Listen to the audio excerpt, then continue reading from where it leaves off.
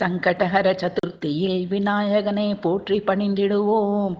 ஐந்து முகத்தோன் சங்கரன் மகன், ஐந்து கரத்தோன் அவன், ஆறு முகன் சோதரன், ஆனை முகத்தோன் அவன்.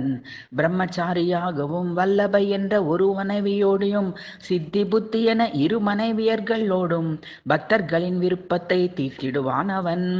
அரச மரத்தடியில் அமர்ந்திருப்பான், உச்சி மலையின் மேல் குடியிருப்பான் அவன். தங்க கவசத்தில் ஜொலித்திடுவான், வெள்ளி கவசத்திலும் பிரகாசிப்பானவன். இனிக்கும் கரும்பு வாழைப்பழத்தார் சர்க்கரை பொங்கல் பூர்ண மோதகம் அளித்தார் ஆனந்தம் கொள்வானவன். ஏழைக்கும் கிடைக்கும் அருகம்புல் பூஜித்தாலும், மனமிக்க உயர்ந்த மலர்களால் பூஜித்தாலும், அடியவர்கள் வேண்டுகோள் அனைத்தையும் நிறைவேற்றி தந்திடும் கருணை கடல் அவன். பக்தியோடு பூஜித்தால் தும்பிக்கையால் தூக்கி நேரடியாக சாயுஜ மோட்சத்தை தந்திடுவானவன்.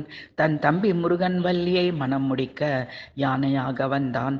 அவ்வையை பாட்டி கேட்டுக்கொண்டதால் கணக்கற்ற யானைகளை படையாக அனுப்பி மன்னனுக்கு வெற்றி தேடி தந்தவன் அவன். குணாநிதியே குருவே சரணம், தூக்கிய துதிக்கை துணி இருக்கையில் எனக்கு ஏது மனக்கவலை.